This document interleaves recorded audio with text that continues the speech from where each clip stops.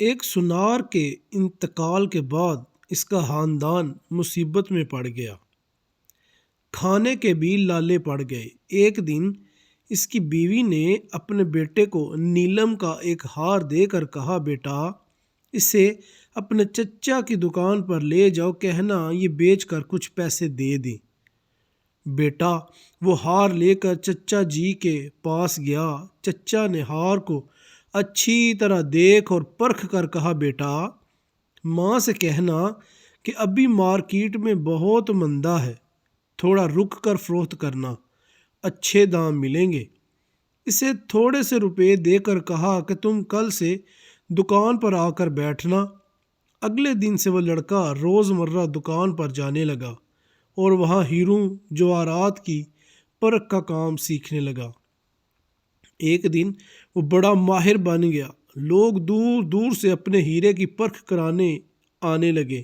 ایک دن اس کے چچا نے کہا، بیٹا اپنی ماں سے وہ ہار لے کر آنا اور کہنا کہ اب مارکیٹ میں بہت تیزی ہے، اس کے اچھے دام مل جائیں گے۔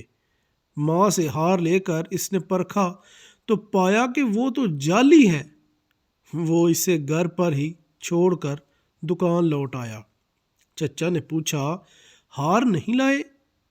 اس نے کہا، وہ تو جعلی تھا۔ تب چچا نے کہا، جب تم پہلی بار ہار لے کر آئے تھے اس وقت اگر میں نے اسے جعلی بتا دیا ہوتا تو تم سوچتے کہ آج ہم پر برا وقت آیا تو چچا ہماری چیز کو بھی جعلی بتانے لگے۔ آج جب تمہیں خود علم ہو گیا تو پتہ چل گیا کہ ہار نکلی ہے۔ سچ یہ ہے کہ علم کے بغیر اس دنیا میں ہم جو بھی سوچتے، دیکھتے اور جانتے ہیں سب غلط ہے، اور ایسے ہی غلط فہمی کا شکار ہو کر رشتے بگڑتے ہیں۔